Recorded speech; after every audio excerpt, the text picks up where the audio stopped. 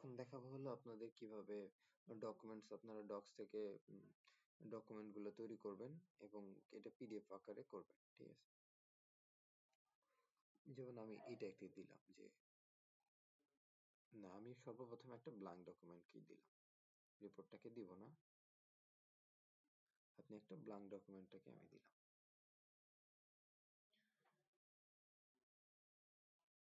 এখানে লিখে দিলাম যে এটা লেভেল 1 বা এখানে লিখলাম যে ডাউনলোড পিডিএফ।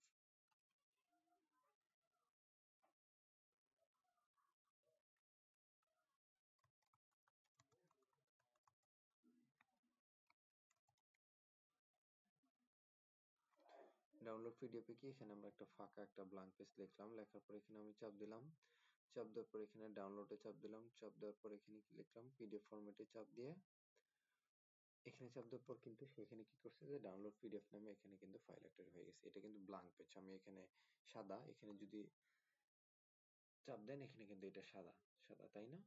এখন আমি কি করব যে এটাকে আমি গুগল ড্রাইভে আপলোড করব। এটা কিভাবে আপলোড করব? আমি এই গুগল ড্রাইভে করব না, আমার অন্য একটা গুগল ড্রাইভ আছে, সেখানে আমি প্রোফাইলে করে ফেলব। এখানে চাপ দিব থ্রি ডট গুগল অ্যাপসে, অ্যাপসে চাপ দেওয়ার পর আমি এখানে ড্রাইভে চলে আসব। ড্রাইভে চলে আসার পর এই যে ব্যাচ 3 এখানে চাপ দিলাম আমি, চাপ দেওয়ার পর এটাকে আমি ডিলিট করে দিই। এখানে নিউ এ চাপ দেব। আমি যদি এই ব্যাচের মধ্যে যদি ব্যাচ 3 ফোল্ডারের মধ্যে যদি আরেকটা ফোল্ডার বানাতে চাই সেক্ষেত্রে কি করব যে ডকুমেন্টস,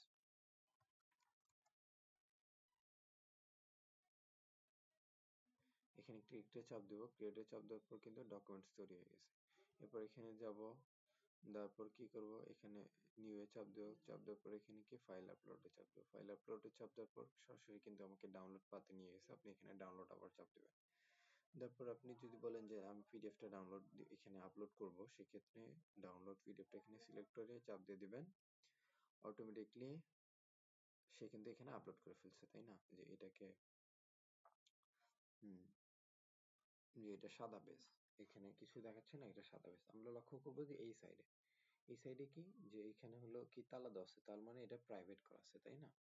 এই প্রাইভেটটাকে যদি আমি পাবলিক করতে চাই, যে আপনি যখন রিজুমে কোন একটা বসকে বা ইয়াকে পাঠাবেন, তখন তাদেরকে অবশ্যই কিন্তু আপনি পাবলিক করে দেবেন। তারা তো ইমেইল অ্যাড্রেস আপনি জানবেন না যে তাদের কি ইমেইল অ্যাড্রেস ইউজ করে তারা আপনাকে দেখতেছে বা পার্সোনাল ইমেইল অ্যাড্রেস। অবশ্যই কি করতে হবে যে অ্যানিওয়ান লিঙ্ক করে দেবে, যে কেউ আপনার ডকুমেন্টস দেখতে পারবে। তার জন্য আপনাকে কি করতে হবে, এই যে এখানে চাপ দিতে হবে যে তালার উপরে বা শেয়ার বাটনের উপর চাপ দিবেন। চাপ দেওয়ার পর এখানে লোডিং হবে একটু, লোডিং হওয়ার পর আপনি কি করবেন যে এখানে কি আছে, এখানে মাউস কিন্তু হরালে কিন্তু মাউসটা কিন্তু কার্সরের মতো কাজ করতেছে, ঠিক আছে? এখানে কিন্তু কোনো পয়েন্টের মতো যে ক্লিকেবল কোনো জায়গা নেই এখানে। এখানে ক্লিক করলে এটা দেখাচ্ছে কিন্তু এখানে ক্লিকেবল কোনো জায়গা নেই, এখানেও কিন্তু নাই। আমি যখন এই যে রেস্ট্রিক্ট এইখানে যাব, যাওয়ার পর কিন্তু মাউসটা আকার চেঞ্জ হচ্ছে, তাই না? যে আকারটা চেঞ্জ হয়ে গেলে তার আগে আমি আপনাদেরকে দেখাই যে এই যে কপি লিঙ্কটা করলাম এটা আসলে কিভাবে দেখতে পারবো। এখানে থ্রি ডট মেনুতে কাজ চাপ দিলাম, দেওয়ার পর যে এই ইনকগনিটো উইন্ডো আছে সেই উইন্ডোতে আমি ওপেন করলাম। এটা আমার কম্পিউটারের বাইরে ধরা যায় যে এই কোনো অ্যাক্সেস রাখে না। এখানে দেওয়ার পর আমি যদি এন্টার দেই, যে আমি কোনো ইউজার না এখানে, দেখা যায় সে কিন্তু আমাকে কি বলতেছে যে লগ ইন করতে বলছে, তোমার এই ফাইলে পারমিশন নাই, তাই না? এখন আমি কি করব যে ডাউনলোড, এখানে তো ডাউনলোড অপশন আছে, তাই না? এর এক্সট্রাইট আমি এটাকে চেঞ্জ করে দিলাম, দেওয়ার পর কি করলাম এনিওয়ান উইথ দ্য লিঙ্ক, দেওয়ার পর এটা একটু লোডিং নিল, লোডিং নেওয়ার পর আমি আবারও কপি লিঙ্ক করলাম, কপি লিঙ্ক করার পর ডান করলাম। আমি আগের ইগনিটো মোডটা কেটে দিলাম, কেটে দেওয়ার পরে আমি কি করলাম আবার একটা ইগনিটো মোড নিলাম। এখন আপনি খেয়াল করছেন কিনা যে এখানে কিন্তু একটা মানে পাবলিকলি আইকনের মতো হয়ে গেছে যে পাবলিক অন ওয়েব। এখানে চাপ দেওয়ার পর আপনি যদি এখানে ইগনিটো মোডে চাপ দেন, মোডে চাপ দেওয়ার পরে কন্ট্রোল ভি চাপ দেন, ভিডব্লিউ এন্টার দিয়ে দিলেন, এন্টার দেওয়ার পর কিন্তু আমি এটা দেখতে পারতেছি, এখন কিন্তু দেখতে পারবো, ঠিক আছে? যে আমাকে এখন কোনো পারমিশন লাগতেছে না, যে কোনো কেউ এটা ডাউনলোড করতে পারবে বা প্রিন্ট করতে পারবে এখান থেকে। ওকে, এবার হলো যে এই ফাঁকা পেজটাকে আমরা একটু মানে আপডেট করব, যে এই পেজটা কিভাবে আপডেট করব, ঠিক আছে? এখন আমরা আমরা কি করব যে আমাদের আরেকটা প্রোফাইলে চলে গেলাম, চলে যাওয়ার পর আমি এখানে ব্যাক গেলাম, ব্যাক যাওয়ার পর আমি এখান থেকে এইটাকে আপডেট করব যে আর একটা পিডিএফ ফরম্যাট, বা আমি এটাকে আপডেট করব, রিপোর্টটাকে আপডেট করব। কি করব, এটাকে আমার পিডিএফ ডক্স আকারে আছে, এটাকে যদি আমি বলি যে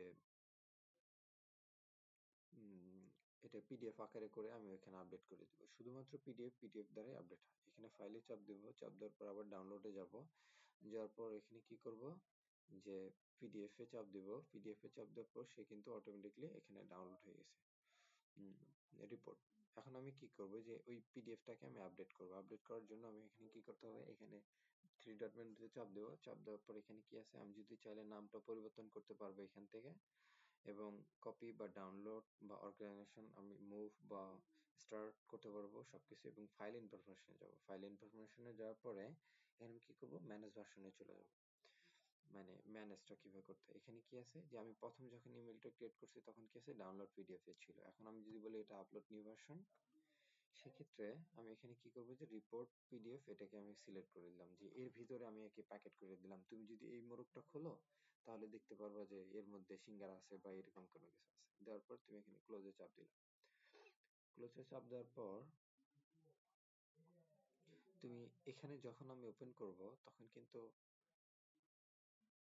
একটু লোড নিবে, লোড নেওয়ার পর কিন্তু আমাদের ওই ফাইলটা কিন্তু এখানে চেঞ্জ হয়ে গেছে, তাই না? যে ডক্স আকারে বা এই আকারে চেঞ্জ হয়ে গেছে, তাই না?